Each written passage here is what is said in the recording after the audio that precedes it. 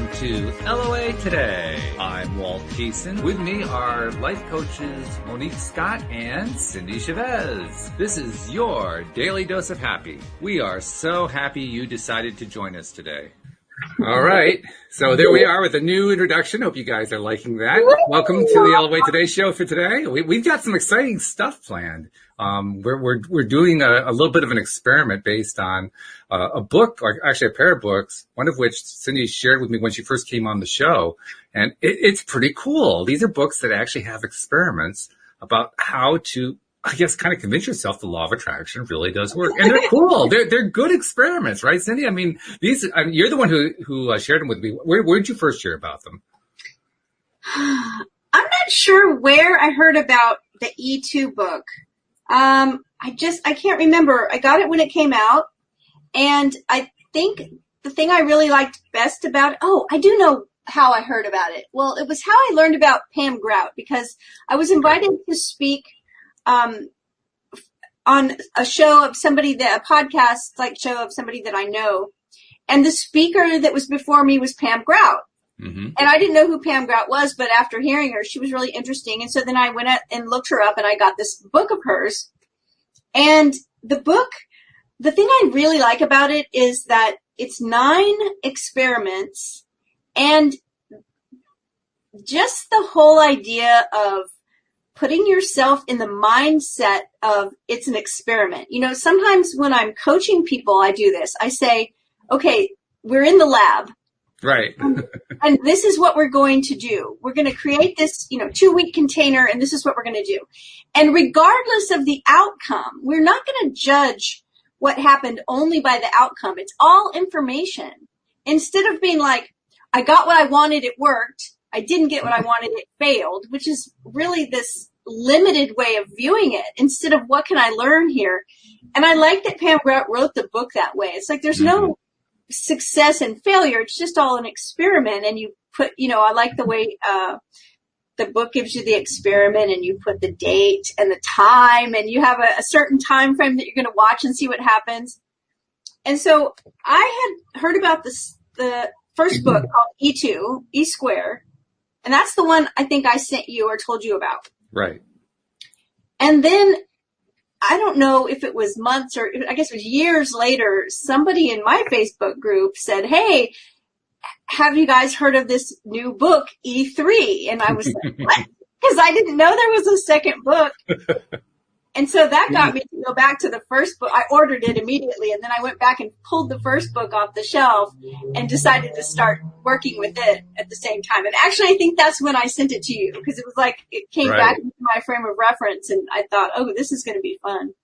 Yeah, it is fun. I mean, it's a fun set of exercises, and they're really just what they sound like. They're a way of helping to build your own belief system and to kind of play around with it, learn how the whole thing works. Now, Monique, I know this is kind of new to you. You hadn't heard this one before. Have you ever thought about like doing, law of attraction as a scientific experiment?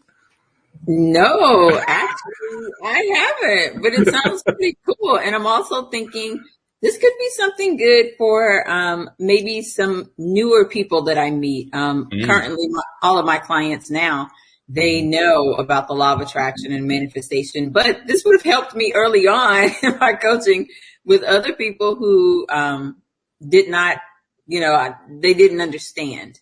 Right. So yeah. Been cool. Yeah.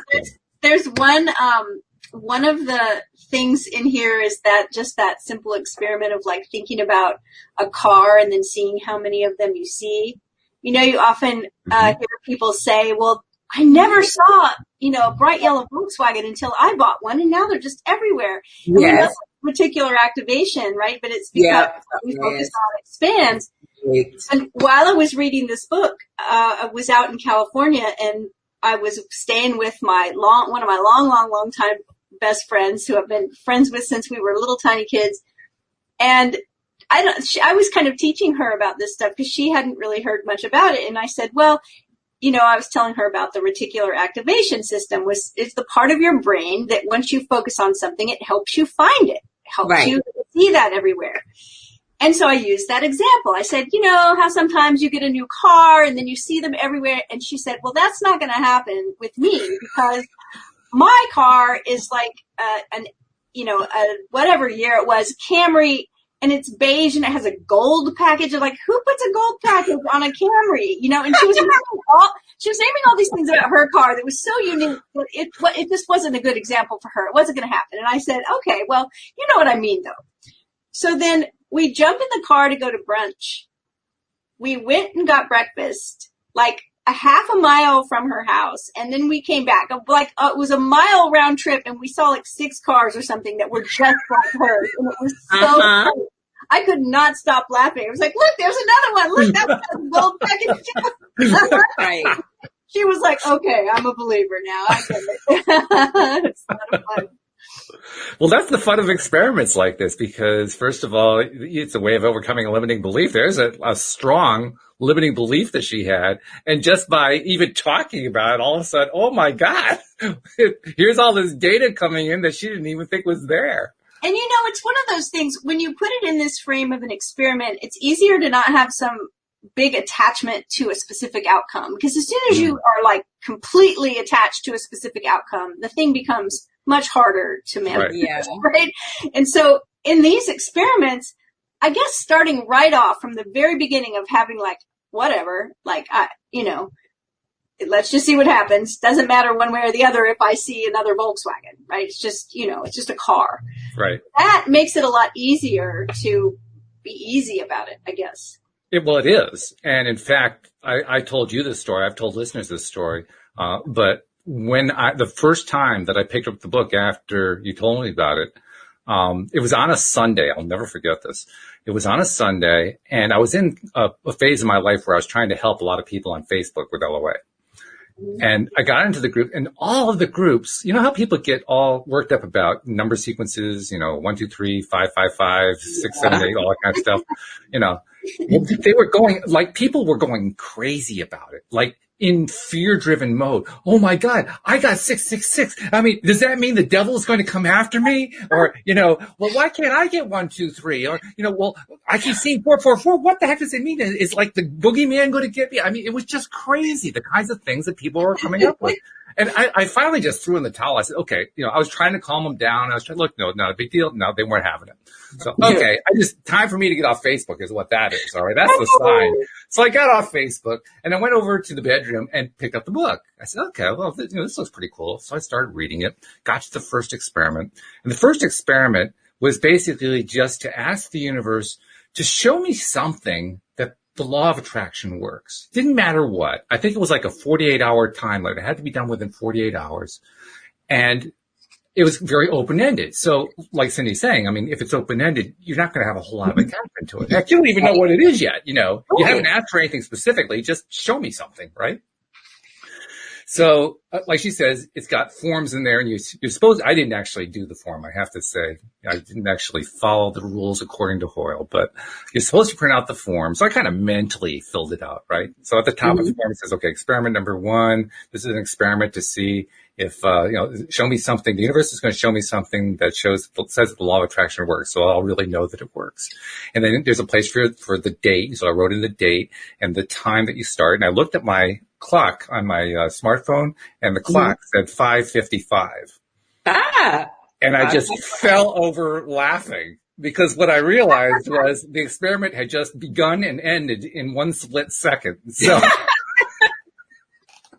and I'm laughing like crazy. Louise is in the other room saying, "Are you okay? What's wrong?" I practically fell on the floor laughing because it was such an instant result, But it also reinforced for me, there is an example of how if you don't have an attachment, it comes to you fast. The universe really does like speed. The only thing that's holding it up is us. Yeah. And boy, did that reinforce it for me that day. But so that's what kind of led me to think, well, let's try to do it as a live experiment here on the show. Not necessarily that one, but let's try to do some live experiments here on the show. We can make them so that, some of them will actually come true that quickly during the show. Maybe we'll have people in the live stream saying, well, I just got an instant result. And that would be really cool. That would be cool. Or maybe, something that we have to wait a week and we find out a week later, what did people get and so forth. But it's like Cindy said, we don't treat it as if it's some kind of a contest. It's just, let's just try it. See what the result is. We won't be attached to it. see what kind of fun we can have. And the best part too is you don't have to be listening to the live stream. Anybody who's listening to the podcast, they can do the same thing. No matter when they're listening to it, they could listen to this, 6 to 8 weeks from now, and it would work just fine. So, right. Yeah. The one that I did that go around, what was funny was, I had this group of like hundreds of people who were reading about E3 when the person in my group said, hey, has anybody done this book? And I was like, no, I just ordered it. This is great. And so I went back to the other book, and this is the part where I had a little bit of an attachment to the outcome at first that I detected. And that's that I decided to do the experiment, and the one I decided to do, I'm not sure what title she gives it, but it was ask for something. Mm-hmm. I mean, that's anything. Ask for anything. I think there were some stipulations, like probably not to ask to, for $5 million or for a brand new, Mercedes to appear in your driveway or something. Like, make it something that could possibly happen, but it doesn't matter what it is. And Brenda is asking if we're talking about the E Squared book, and yes, we are talking about the E Squared book. Yeah.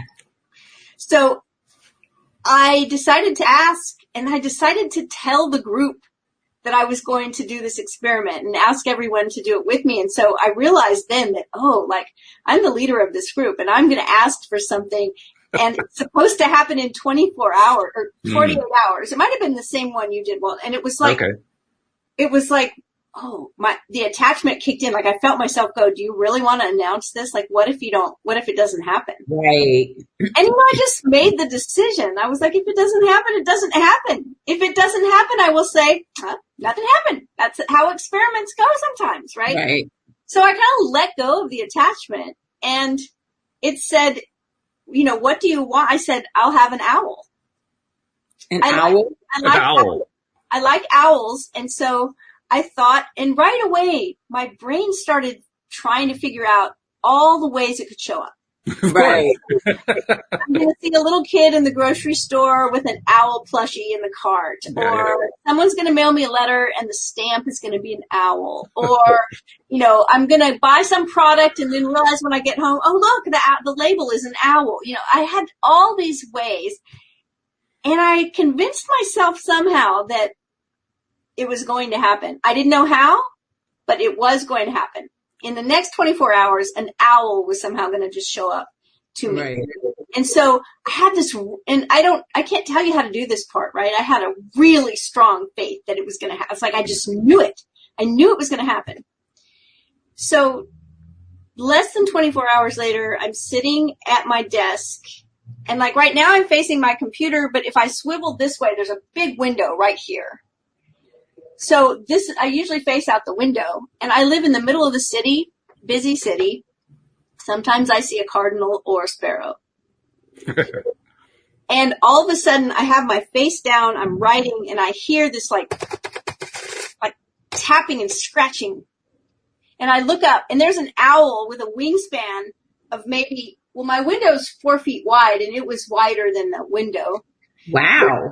And it was like bumping the window. My window's floor to ceiling. It was bumping all the way up until it got to the top, and it just went up. Wow. And I looked up, I heard the sound, I looked up, and I was like, oh, and then all of a sudden I thought it was awesome enough, and then I realized it was, and I started screaming. I called my husband. It was like, hey, and I was like, it's the owl, it's here. Oh, cool. But the only other time I'd ever seen an actual owl was at like a falconry show at the Renaissance Fair or something, or the zoo. I mean, I've never seen an owl in the neighborhood. And, I can't remember any time seeing an owl flap its way up a window of a house that I was in. I can't ever remember that. In the middle and I didn't know owls were so big. In the middle of the day too, right? Mm-hmm. Owls are nocturnal. Like I know there are some owls in the neighborhood because in 30 years of living here, maybe half a dozen times I've heard them at night, like at 2 a.m. at night. Mm-hmm. Right. So they're somewhere up in the trees. We do have some big trees here, but I've never seen one. And that was just, that one got me. Like I was like, all right. So it's a really fun thing to do. And like I said, if I wouldn't have told like 300 people that I was going to do this, I wouldn't have had Right.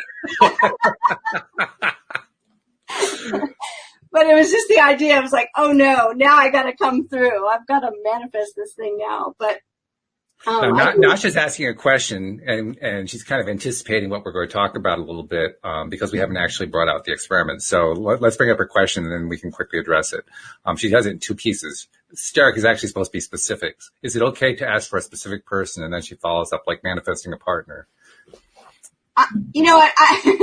I can't tell you if something's okay or not okay, because anything is okay that you decide to ask for. I will just tell you that as a relationship coach of the past 12 years, I am always encouraging people not to ask for a specific person.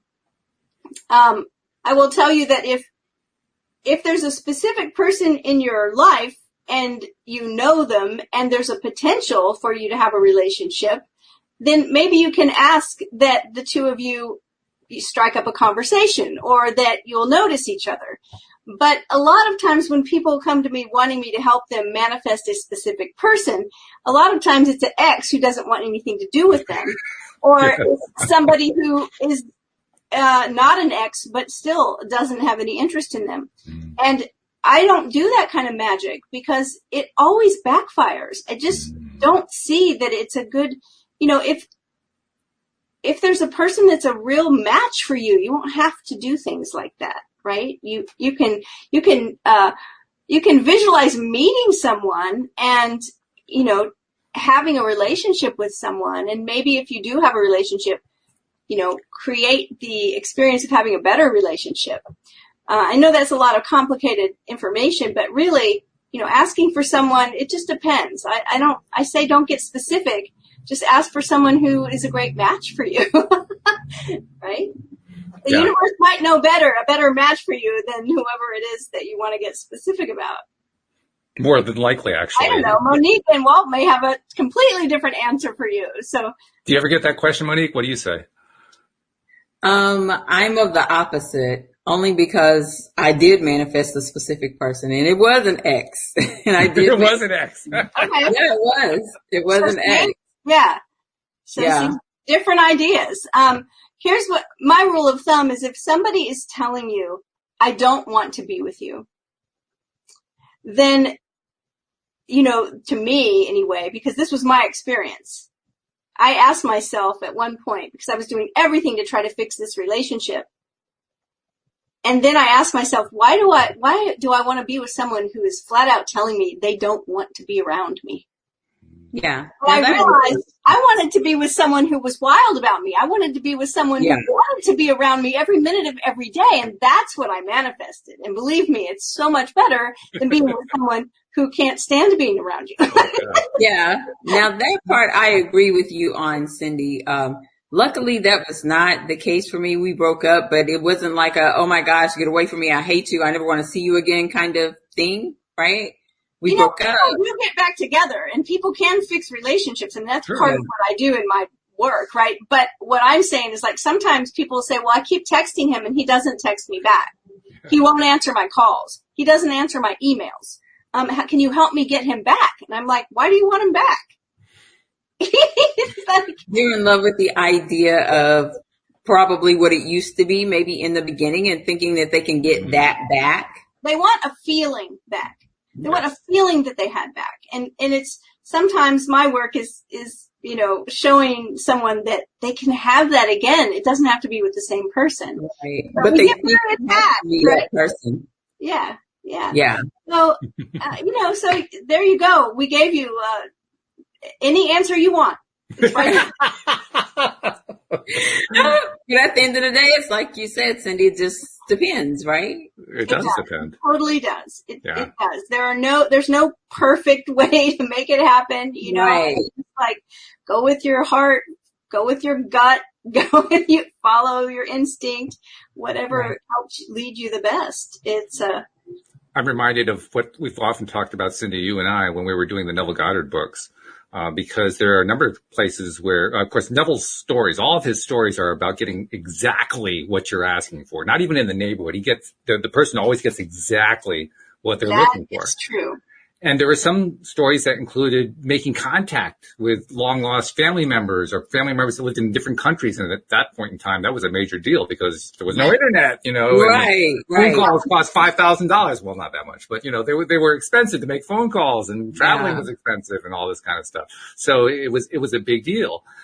But the thing that I always noticed, and we talked about this a number of times, Cindy, the thing I always noticed is the people who were trying to connect with other people, they were trying to connect with people who already wanted to hear from them. It was never, well, reconnect me with this family member who hasn't spoken to me in 20 years because I stepped on his foot. It wasn't that kind of a tale. It was always somebody who wanted to connect with them. Yeah. So, and I always like to remember, we are all creators. Every single one of us is a creator. And so if you're asking one creator to basically use the law of attraction to make another creator change his mind about you, you're violating what a creator is. Part of being a creator is respecting other creators and respecting their choices. Even if we don't like what the choices are, we need to respect them. So that's where my resistance point comes in about trying to get back an ex. Like, well, okay, if the ex wants you back, great. But what if the ex doesn't want you back? Why do you feel like you have the right to impose your will with the law of attraction on your ex? I think that most of the time the reason why it's an ex that doesn't want them back is because if the ex wanted them back, they'd be together and they wouldn't be calling me. Well, yeah, that's right. Right? But it's like they've tried, they've reached out and they can't get an answer back, and they're like, okay, we've got to do something about this. But I think that just knowing what you want and giving yourself what you want first, treating yourself the way you want the world to treat you, is the way to open up lots of, doors to relationships with, romantic partners and friends and family, and, to have a good community of people around you that love you, because we all want to be loved. That's the thing, is that we want to be loved and we want to have a certain feeling. So, there's a saying that I'm sure it's Deepak Chopra. It's a quote that I'm sure has nothing to do with what I'm talking about, but I always use it because it's so precious to me. It's that he said there are no missing pieces in the universe. And I always think about that if you're wanting a relationship, there is someone out there that's the match for you, right? Oh, yeah. And it's not, there are probably lots of people who would be a great match for you. Like I will tell people I'm definitely married to my soulmate. And I also believe that if anything happened to either one of us, that there would be another soulmate for me and for him. Like, it's not that, oh, I'm so glad I found you in this sea of billions of people because you're the only one. Right. That doesn't even make sense, mathematically. Well, it's a great way to start freaking out and get into a fear-based mode. I mean, I remember, I don't remember if it was a book or a movie, but I remember there was this one character that was just flipping out over it. But what if there's only one person for you, and then what if you don't actually meet in life, and then your whole life is ruined? He's going way, way over the top with this thing about, a soulmate. Yeah, no, it's like there's, we can have lots of different matches, and they're all out there, and it's just getting on the right wavelength to where we're matching, right? To where our vibrations match. I mean, that's this whole thing. I was, that owl came to me because I was aligned with it. Yeah. Right. And I still, like I said, I can't even tell myself like how I actually did that, but I just knew it was coming. You could not have convinced me that an owl wasn't going to show up. Now, I didn't know it was going to show up in such a spectacular way, but I knew it was going to happen. Why? So that's why synchronicities happen. And that's all these experiments is that we are usually, there's a word, synchronicity, right? Two things happening at the same time, two things being in sync. That's what the word is. It's in sync. I was in sync with that owl. There's another word, serendipity. And they're similar, but I think serendipity is mostly kind of an accident, right? Like my friend was telling me he was in Europe, and he was telling his girlfriend that he woke up with this, I can't remember the song, but it was a Beatles song. I remember that.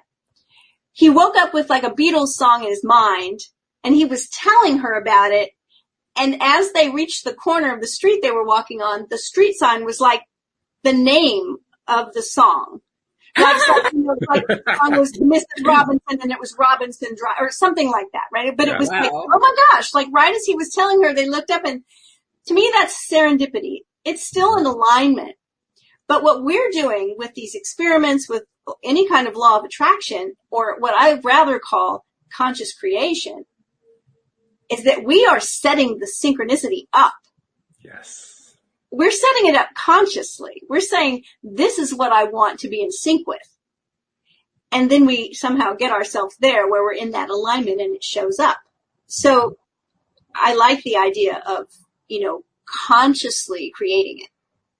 Not just happening upon it. I mean, we have serendipities happen all the time, but this is like a little step higher or deeper, wider. I don't know.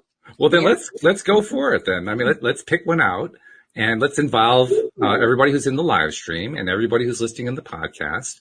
And let's make it one of the open-ended ones, one of the ones that's easy to just kind of buy into, because maybe one of the ones where you're not asking for something specific, just because they're easy and they're nice, kind of easy way to get started doing this thing.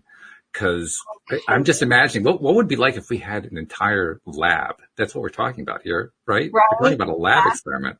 What if we had an entire lab of people doing these experiments? And if the lab just kept getting bigger and bigger, that's what I keep imagining, right? So you have thousands of people doing these lab experiments. To me, that's exciting. So I figured why not start it right here. So, and if anybody, by the way, I think it was Brenda who asked if we were doing E squared, and yes, we are doing E squared, as Cindy said. If any of you are fans of E squared or E cubed, and you have a particular favorite experiment that you'd like us to do, put it in the chat if you're listening to the live stream. Or a story, an experience you've had. Oh, yeah. Yeah, that would be cool. Absolutely. Because we love stories here. Stories are fun. Stories are always great. So, yeah, share your stories, too. Cindy, you're looking at the book. Do you see anything that we can... I'm looking at the book, and one of them caught my eye, although I'll have to read it because I don't remember it. But It's called the Abracadabra Principle. I like the principle. That sounds good. And it says, what you focus on expands. Okay. Right. So that sounds like kind of that it's not super, super specific. So would you like me to read from the book, or do you want me to just read what the lab report sheet says? No, read it. Tell us what it's about. Okay, so it's 48 hours. Okay. So that gives you time to decide, start it during the week, and have a report for us. There will be a report next week. It says the premise. When I first heard my thoughts could bring material goods into my life, I did what any intelligent thinking person would do. I scoffed. But I also decided to give it a try. What could it hurt to conduct a secret experiment? Andrea, my teacher, said to write down 3 things I wanted. That's all. I didn't have to zap them out of thin air. I didn't have to work out a budget. I just had to make a list. What the heck? I want a bicycle, a computer, and a piano. Within 2 weeks, I was the proud owner of a beautiful red mountain bike and an IBM PC Junior. The piano took a little bit longer. But some years ago, my friend Wendy, who was moving to Maryland, called and told me that if I'd come get it, I could have her beautiful cherrywood Kimball. My daughter, forced to take piano lessons, has been cursing me ever since. Yes. Once again, proving be very careful what you wish for. It says, yes, this is the chapter you've all been waiting for, the chapter on how to manifest material things. It's the spiritual principle that attracts would-be believers like 15-year-old males to Megan Fox, okay? Okay. Let me guess. At some point in your life, you've read Think and Grow Rich. Yep. The Magic of Believing, The Power of Positive Thinking, or some combination thereof. Okay, I've read 2 out of 3. Oh, 3. Okay. Monique, checkbox. Right.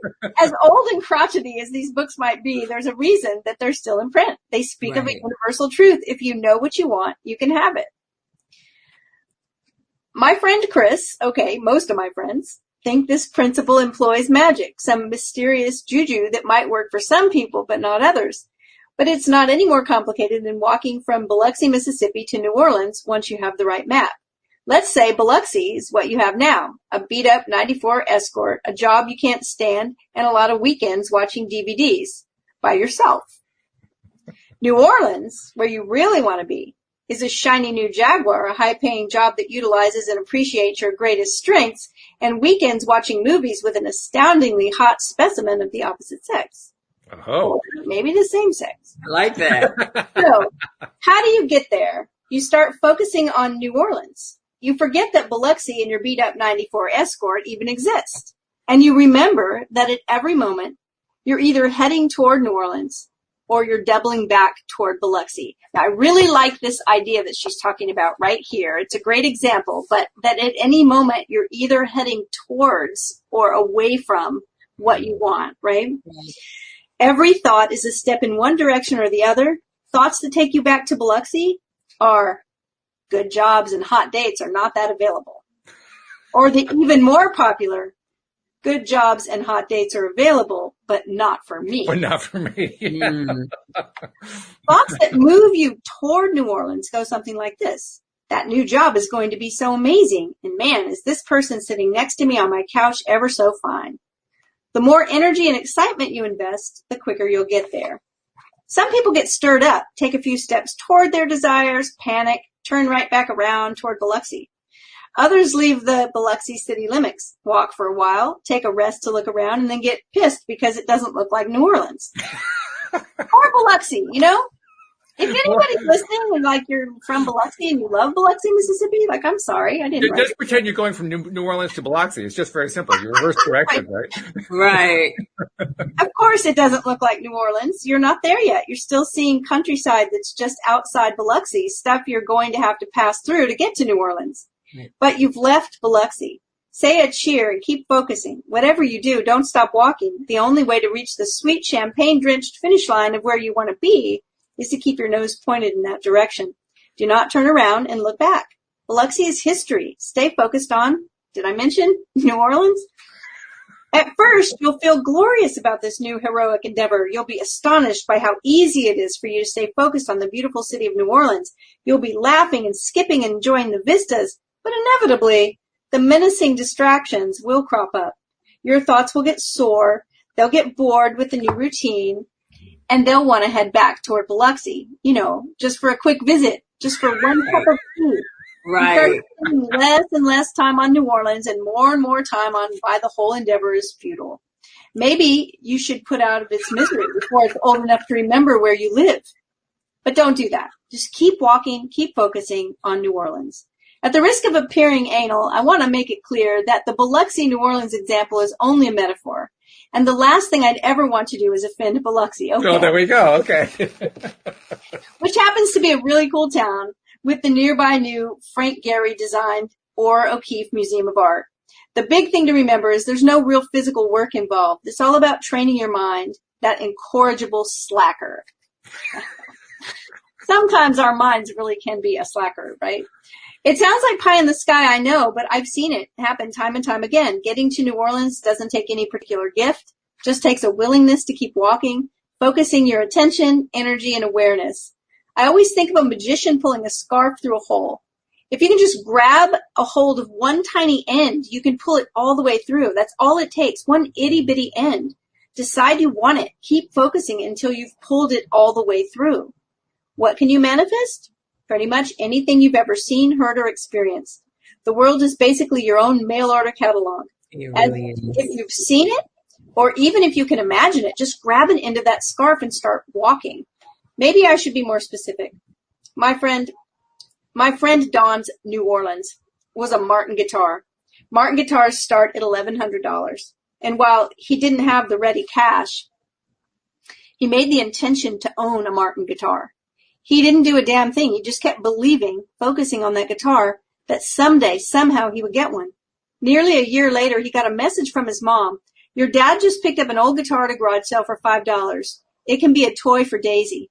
Well, that old toy for Don's daughter Daisy was a rare 1943 Martin 28, one of only 100 made. Oh my the same guitar Eric Clapton plays, worth somewhere in the neighborhood of $20,000.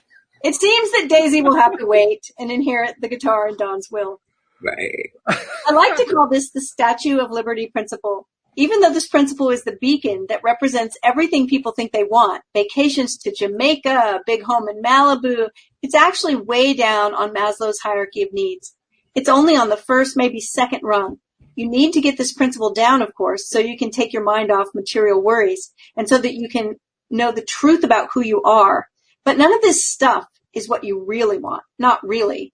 Jesus could never have brought Lazarus back to life and multiplied all those fishes and loaves if he'd been preoccupied by the desire for a beachside residence. That said, I do not want to make you feel guilty for wanting a big home in Malibu. There's not one thing wrong with a big home in Malibu or anything else you want. Do not feel guilty. Want it. Walk toward it with all your heart and might. Just know that there are higher rungs and that the most people hoard material things out of fear.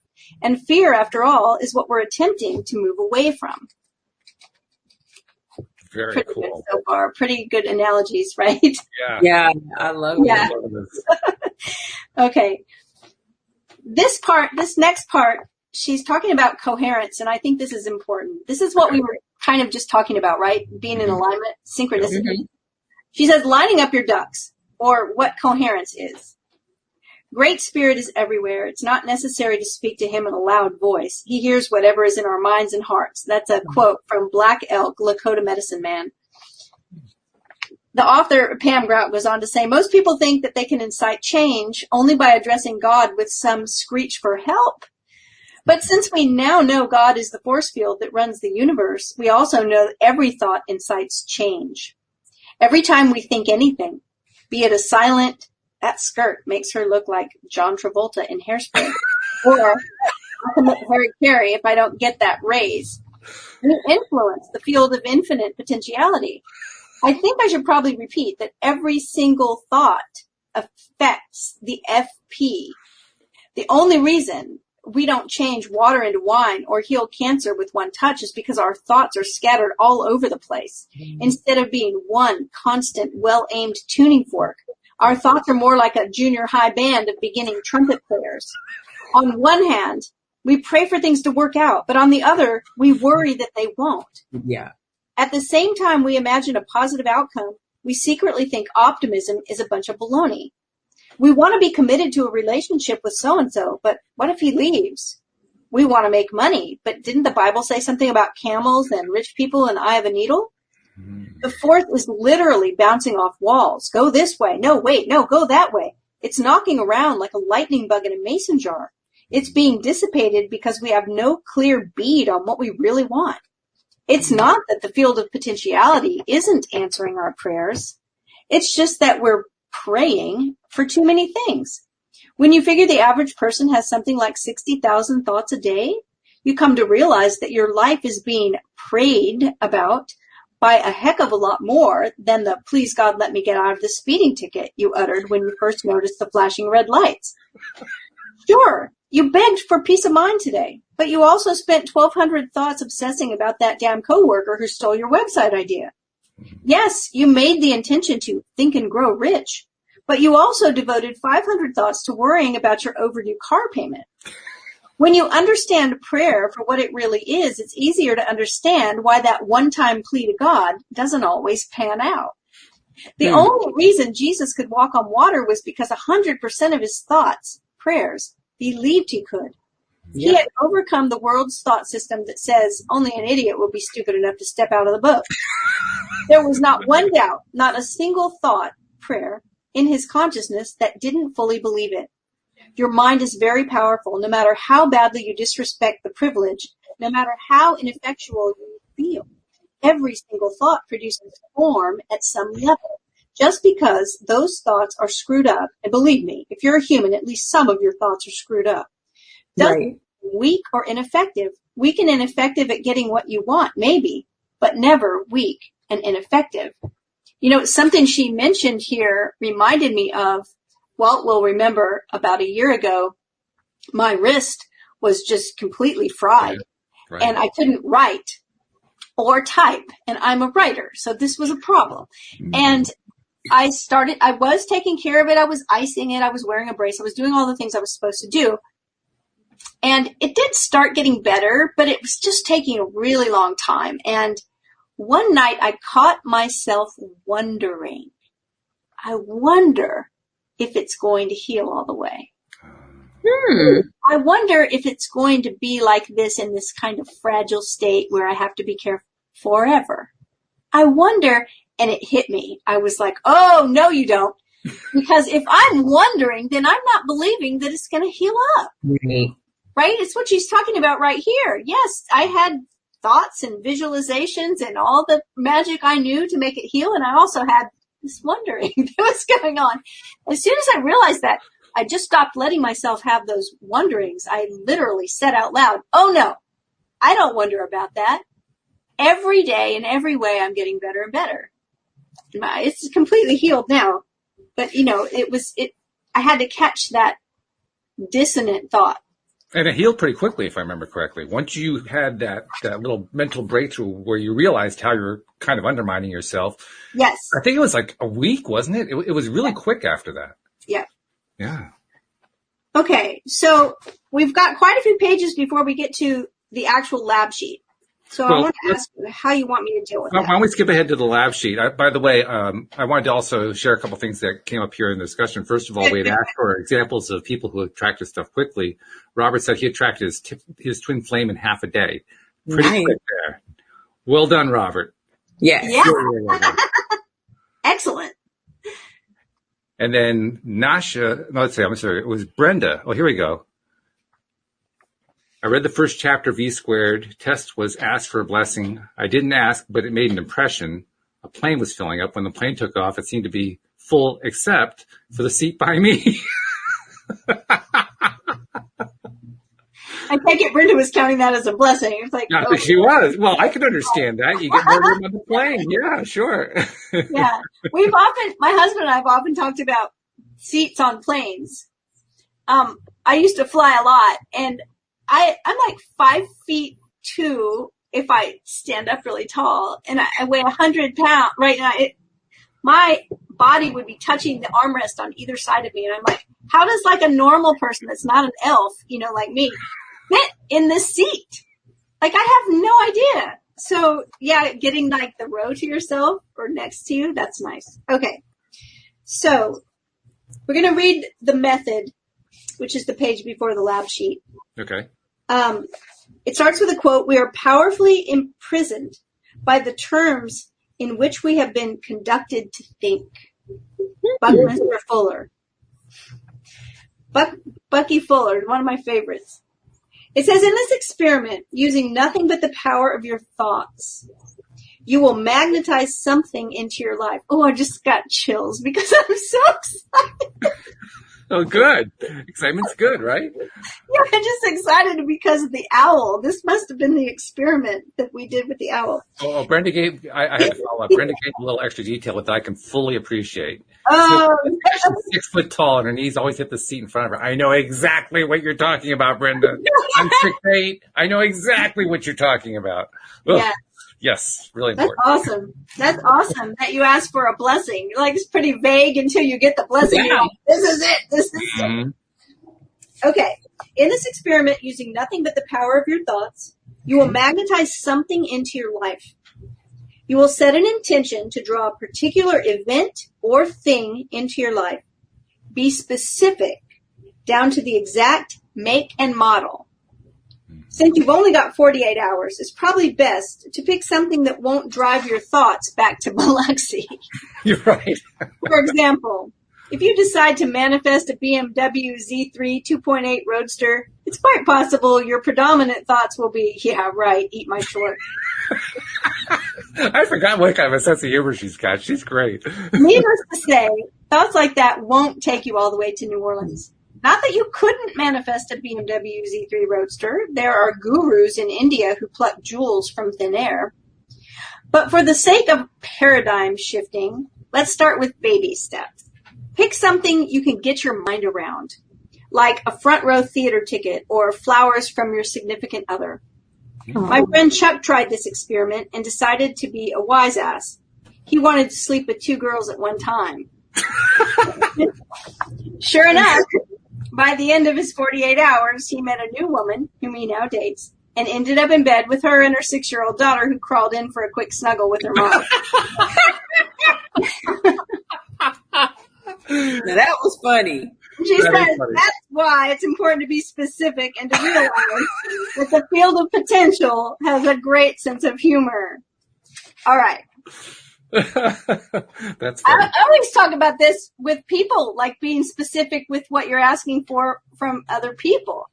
Like there's the story of the wife who was saying to her husband, I wish you work too many hours. I wish you would take time off work. Please take time off work. So he took a week off work and booked a golf trip for himself. No. He was not happy, but she wasn't specific. He's like, Right. You told me I should take time off work.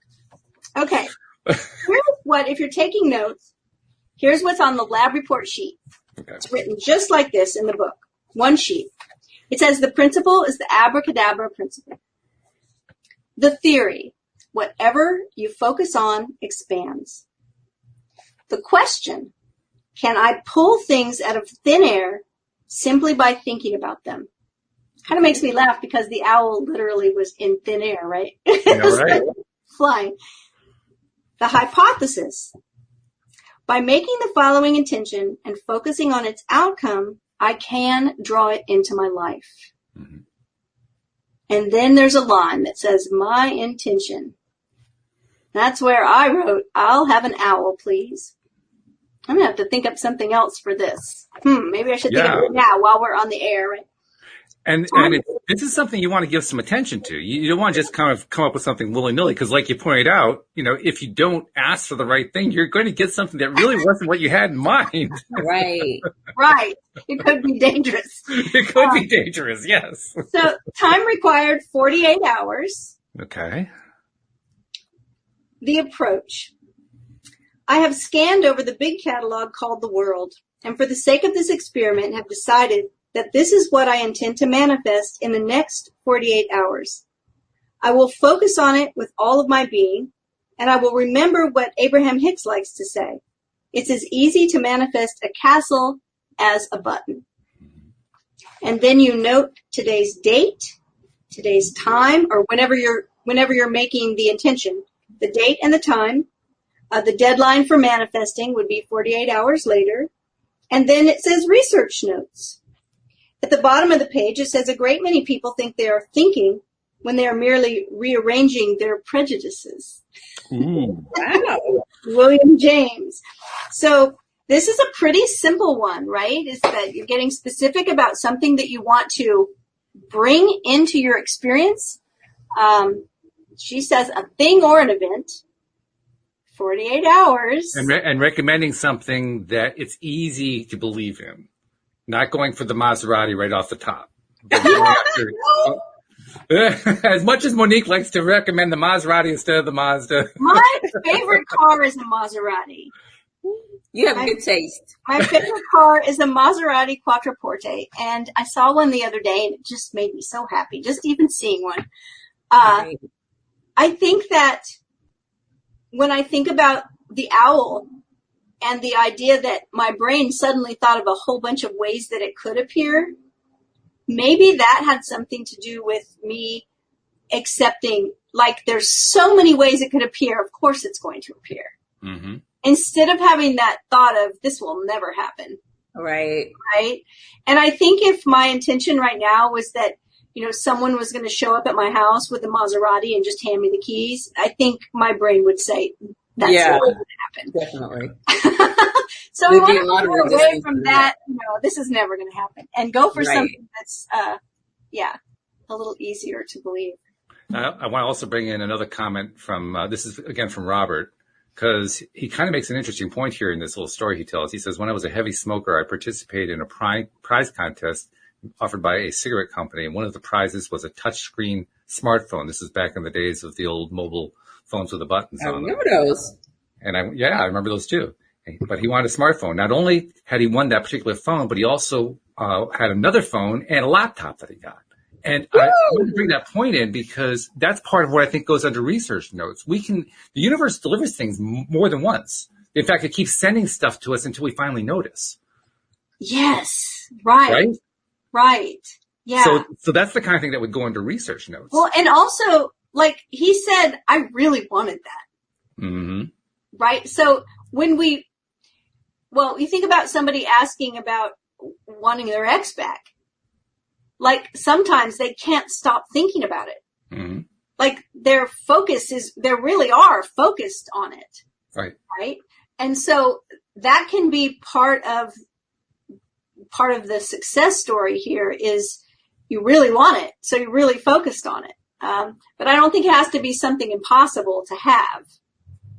It's probably better not to. Yeah, otherwise your own belief is going to get in the way. Go for something you can believe for. Yeah. Did either one of you have anything pop into your head? Like, oh, I know, because I haven't yet. So. Well, I'll tell you what happened as soon as we kind of laid out these parameters, there was that little part of my monkey brain that was saying, oh God, I'm afraid of coming up with anything. I'll be disappointed. Oh, right. See? Well, that was part of me with the owl. I thought, oh my gosh, like, do I really want to tell all these people this? Because right. It doesn't happen. Right. And the thing when I was reading is that I just decided like 2 nights ago that I want a piano, a new piano. My piano is old and it doesn't want to stay in tune anymore. And I really want to write more music. And it's like, I want a piano. And when I read that about I want a piano, I was like, no, I'm not going to ask for that right now. I don't think 48 hours is going to give me enough time for that to happen. So, yeah. So that's, I think, what we're really trying to do. We're trying to identify what do I feel confident or at least reasonably confident could come in a 48-hour period. Well, Not something I'm going to doubt a lot. And then there's the other flip side. Like it said, flowers from your significant other. Mm-hmm. Well, my husband brings me flowers every week. And I'm like, oh, I could say that. I know. Right. You know you're going to get that. Yeah, sure. That's safe. Yeah. We want something that's going to be. So how far do we stretch the rubber band? I mean, how far do we push it? How far do we dare to reach out to something that we're not 100% sure we're going to get? Yeah. I don't know. That's the challenge right there. Yeah.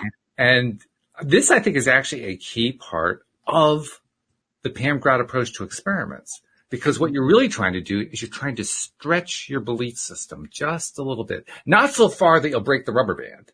Right. Because when you break the rubber band, that's when you basically quit law of attraction and you go someplace else. Instead, just stretch it just enough so that when something does show up, you say, oh, my belief has just gotten a little bit bigger than it was before. And I'm thinking about, I thought, well, what about just saying a surprise gift? Sort of like Brenda said, to just ask for a blessing. Mm-hmm. But this particular one, she's saying, be specific. That might not be specific enough. I don't know. What do you think, Monique? We've been pontificating here. What's your take on it? How would you go about selecting something here? I already have my selection. See, okay, now there we go. Very simple. We needed you to lead the way. That's what it was. Right. Are you going to tell us, or is it going to be? Yeah, I already have mine. Are you going to share it, or is it Oh secret? no, I can tell you. Oh, okay. Well, go ahead. No, it's not a secret. No. So, what I am going to manifest in the next 48 hours is a new client for my new coaching program. Oh, nice. Yeah. Yeah, Awesome. and I'm just starting to talk about it on Facebook and IG. So Okay. that's a new paid client. A paid client. Right? Not just a discovery call, but someone who's like, yes, I need this. I want this money. Yes, I'm ready to pay right now. Perfect. I like that. Yes. So that's mine. I like the specificity of it because you could get the other kind, right? The other kind that shows up, I really need your help, but I don't really want to pay the fee. It's too high for me. I can't afford that. Now, I could go even more specific and say paid in full, but I'm not going to say whether they need to be paid in full or payment plan. I don't really care, but they are paying. Yes. That's I like good. that a lot. I like Okay. that a lot.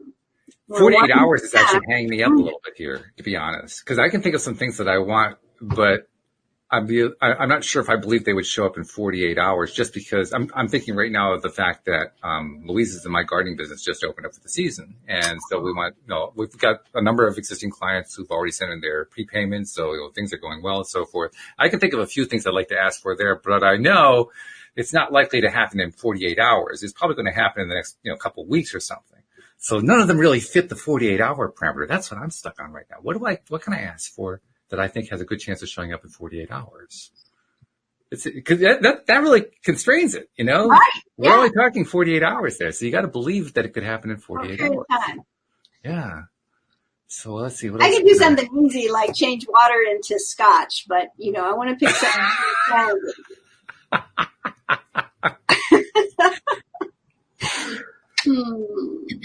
Let's see. What would I want to ask for? And it's got to be meaningful too. I mean, it's one thing to kind of just throw out, well, you know, I'll ask for, you know, a new tissue box to show up. And I don't really care for another tissue box. It's not that big of a deal to me, you know? It's got to be something that has some meaning.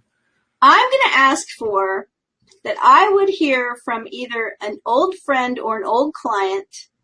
You know, when I say old, I don't mean like hundreds of years old, but I mean someone who I've known, someone who I've either coached in the last 12 years or someone who I've been friends with for a long time, but that I haven't heard from in a long time. I'm going to ask that I either hear from them through email or some kind of social media or a letter in the actual mail, or that I just get a message from a person I haven't heard from in a long time. That's what I'm going to ask for. That's nice. I like that. Actually, you gave me a good idea when you thought about having somebody contact you. I said to myself, okay, well, here's something that I like, because we're getting, I'm getting to the point now where the show where I'm trying to reach out and get some more special guests to come in. And I only started like 2 weeks ago or something like that. We've had a few guests on, and I'd like to have some more. I'd like to have a special guest contact me within the 48 hours and say, I want to be on the show. Ooh, love it. Yeah. I can believe that one. I just asked somebody yesterday if they would be on our show, and they said yes, and I said, okay, I'll put it up. Now, this is an example of something coming true instantly. Right. I hadn't told you about it yet. I was like, oh, every time Walt does this experiment, it happens the second he Just like says that. out of his mouth, it's like already done. Asking it is given. Right? Oh, that is funny. That is funny. I got to work on these experiments then. I mean, I'm coming up with too easy for the universe. I got to make it more difficult. Nothing is too hard for the universe. So. That's the great part. Oh, that is funny. That is funny.